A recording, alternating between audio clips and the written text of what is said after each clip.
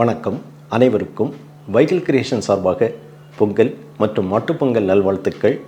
இந்த காணொளியில் பொங்கலை முன்னிட்டு தஞ்சை பெரிய கோவிலில் நந்தியம்பெருமானுக்கு நடந்த அபிஷேகம் மற்றும் தீப ஆராதனை நிகழ்வினை கண்டு மகிழலாம். அது மட்டுமல்லாமல் மாட்டுப்பொங்கலை முன்னிட்டு விவசாயிகள் ஒன்று கூடி நடத்திய கோமாதா பூஜையினையும் கண்டு ரசிக்கலாம். பொங்கலை முன்னிட்டு மாலை 6 மணி அளவில் நந்தியம்பெருமானுக்கு அபிஷேகம் நடைபெற்றது.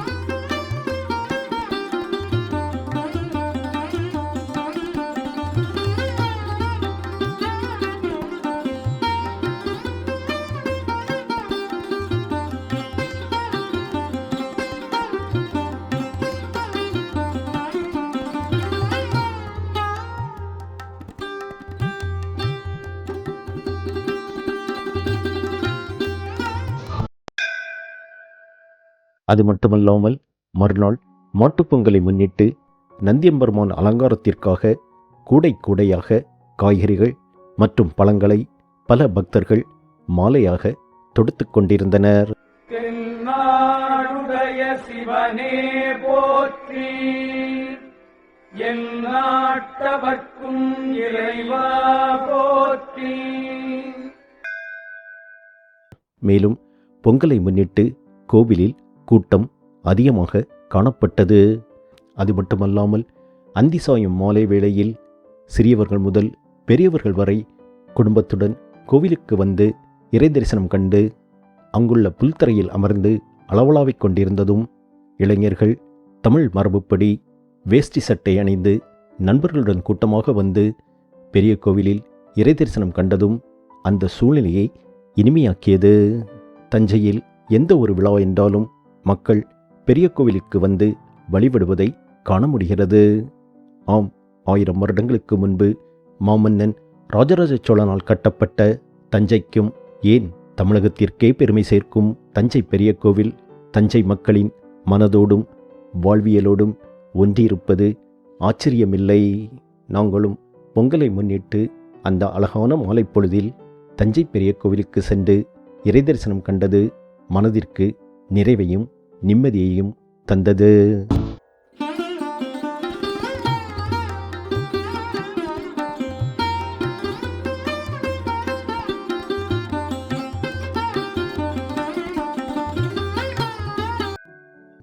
மறுநாள் மாட்டுப்பொங்கலை முன்னிட்டு காலை 7 மணி அளவில் நந்தியம்பெருமானுக்கு காய்கறிகள் மற்றும் பழங்களால் அலங்காரம் செய்வித்து தீப ஆராதனையும் நடைபெற்றது.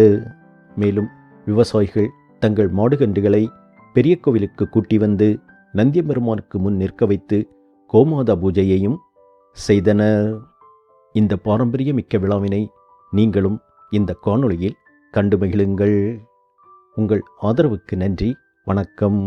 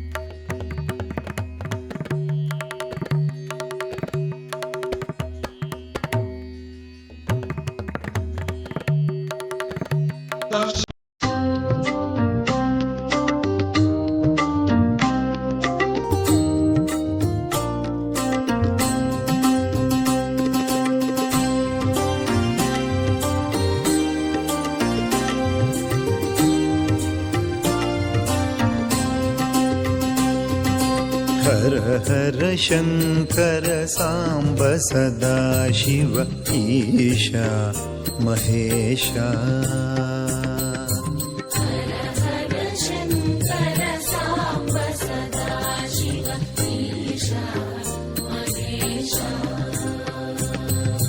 हर हर शङ्कर साम्ब सदा शिव ईशा महेशा